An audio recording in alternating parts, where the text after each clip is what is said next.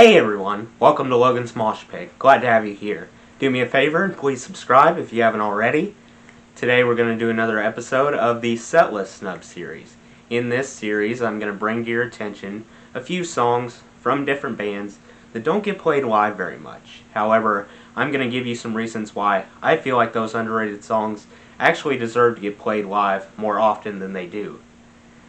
If there's someone specific you guys want me to talk about in a future episode of this series, please leave a comment down below. I'll check your feedback. Today we're going to discuss a few underrated Disturbed songs. Two bullet points that jump out at me when I listen to Disturbed are raw music and mature themes. Oh, and gory one-word titles. Definitely not intended for the squeamish. Luckily, Disturbed, led by David Draymond, or Double D for short, has remained really consistent throughout the course of their career. I don't care for bands who focus too much on altering their style purely for the sake of fitting in with popular culture.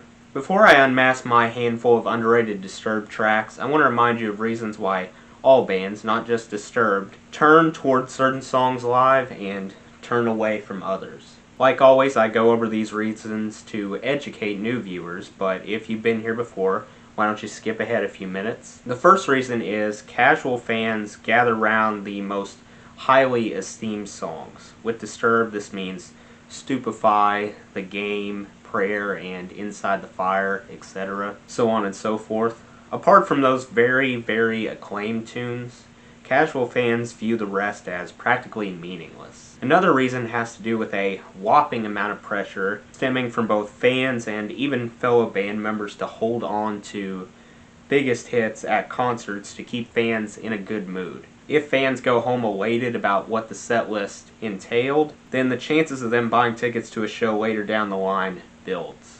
Reason number 3 relates to songs plastered to albums that were judged more harshly. Quite frankly, those songs will struggle to make a dent in the set list because their presence would probably annoy fans. The fourth reason involves a phenomenon where specific songs turn against their creator.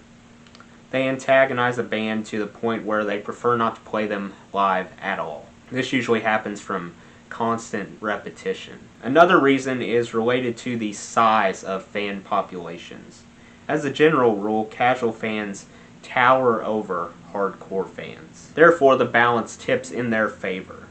Due to greater numbers, casual fans often sport disproportionate influence regarding what a band should perform on tour. The final reason is a small percentage of tunes are handicapped by massive technical accommodations that can only be provided within a studio setting.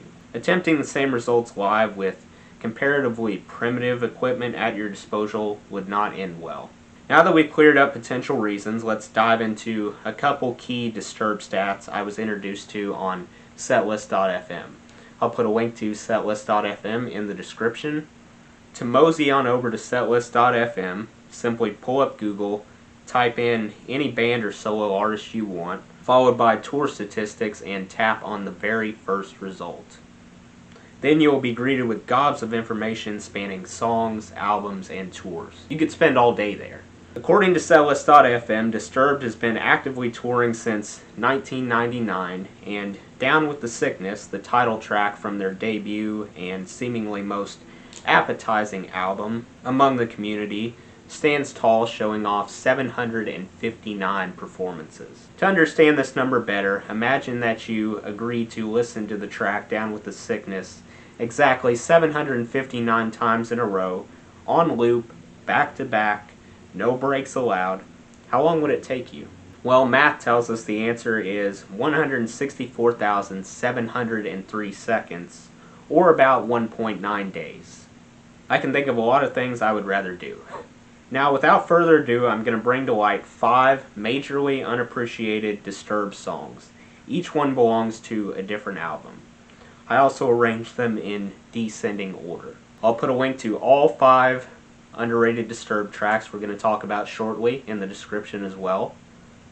Of course, after I'm done, if you're a well-versed Disturbed fan, go ahead and recommend a few more underrated songs by them in the comments. That would be great.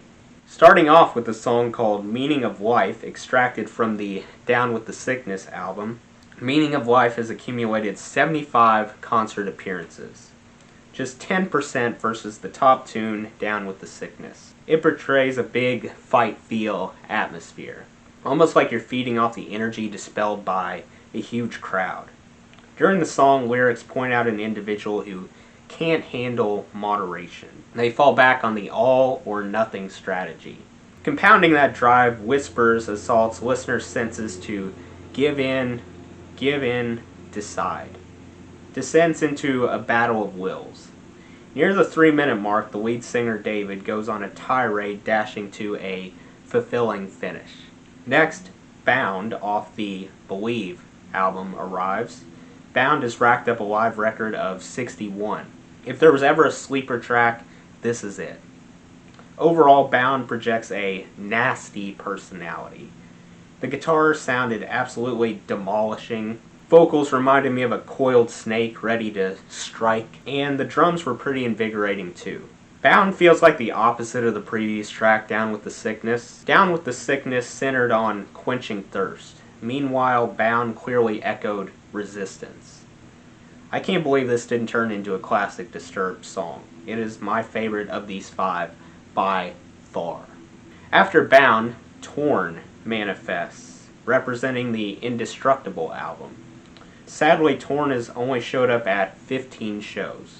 Well, I'm not torn about whether I love this song or not. David cycles between a grating tone and a beautiful drone. To me, the lyrics allude to scrubbing something traumatic or painful from your brain, wanting to move past whatever has been weighing you down for a long time. The solo stood out to me. It sounded totally tenacious. I can't fathom any good reason why you should leave Torn behind.